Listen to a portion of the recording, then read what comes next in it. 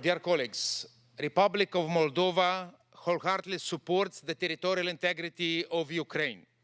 As the resolution on Ukraine rightly pointed out, the Verkhovna Rada and the new government in Kyiv are legitimate. It is strange that proponents of Russia's actions until this day do not recognize the newly established government in Kyiv.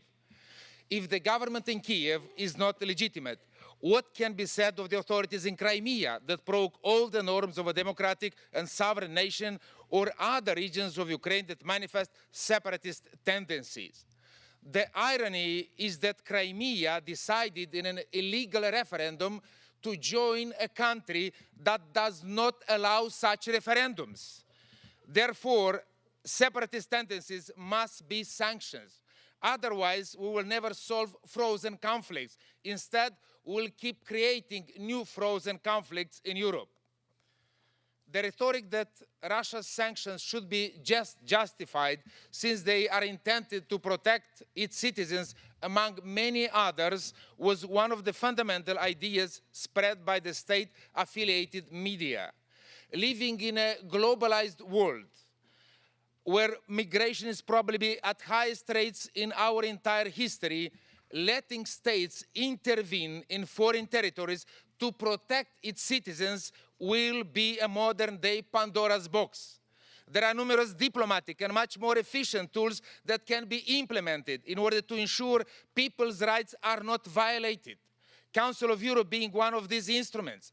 If Russia's true intention were to protect its people and to ensure stability in the region, its authorities should have sought strategic and conciliatory ways of reaching these objectives. Mr. Pushkov said yesterday in the monitoring committee that all have sinned. I cannot contradict this biblical truth, but this does not mean that if somebody sinned, this is a justification to sin again. The only solution to a sin is to repent, but not to sin again. So let Crimea go back to Ukraine. I hope our colleagues from Russia understand our thought process and take into account Assembly's recommendation. In a large family, if a child whose behavior is not in line with rules in place for everybody has to be rebuked and to be given another chance. In conclusion, I would like to make a call to all members of the Assembly, including the Russian colleagues. The 14th year of the 20th century marked the beginning of the worst war in humanity that humanity has seen until that moment. Let us not allow the 14th year of the 20th century to mark the inception of something worse than we have ever witnessed before.